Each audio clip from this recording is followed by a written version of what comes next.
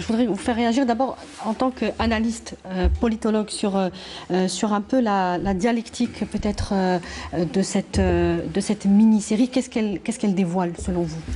Déjà, avant de répondre à votre question, il y a une lecture du contexte. La diffusion de cette mini-série sur 4 jours. Oui. Aujourd'hui, c'est la veille de la journée du martyr. Le dernier numéro de la série, c'est la veille du 22 du mois de février. On va y revenir sur le timing. C'est très important. C'est prévu. C'est très important. Tout fait partie d'une stratégie de désinformation, mais aussi, elle est très étudiée, mais aussi de déstabilisation. Il faut lire, madame, ce qu'on a pu voir comme trailer, comme disons image sur le premier numéro de la série. C'est déjà 4 grandes questions. La première question, c'est par rapport à cette notion de l'État.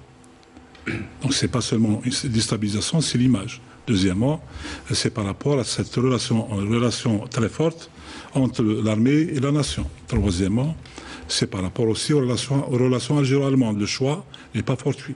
Le choix des armements n'est pas fortuit. Le premier partenaire de notre administration populaire en matière d'industrie militaire, c'est l'Allemagne.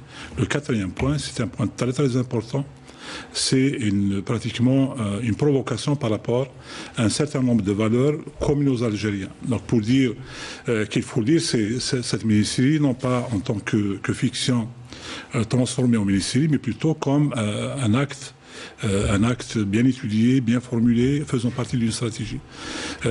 Cette mini-série diffusée par une chaîne franco-allemande, essentiellement française, de par la nature, disons, des acteurs et des réalisateurs et des scénaristes, mais aussi de par le choix du jargon utilisé.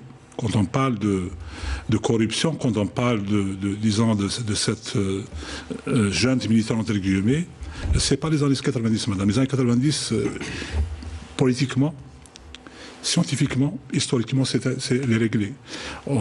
Dans cette même série, il y a l'utilisation d'un nom d'une actrice homonyme d'une personne qui avait aussi fait le relais des médias français pour justement s'attaquer à l'Algérie. La notion de critique, on sait bien qu'elle a été un pur produit de laboratoire outre-mer, mais qui faisait partie aussi d'une stratégie. Il faut nous rappeler, madame, aussi. J'étais professeur des universités à l'époque en Europe.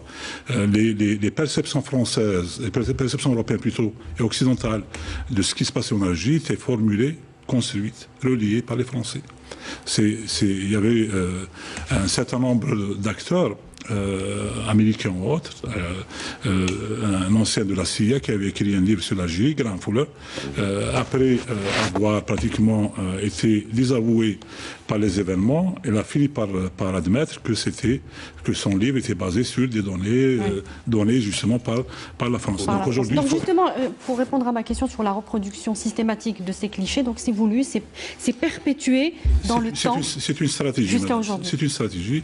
Il faut dire que l'Algérie dérange.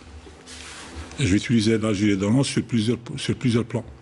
De par ses positions, de par sa position, mais aussi de par les réformes en cours, soit politiques ou économiques, et de par les grands partenariats que l'Algérie est en train de construire et de consolider. Donc l'avenir de cette zone ne pourrait plus se dessiner par des actions ou des stratégies construites à Paris ou ailleurs.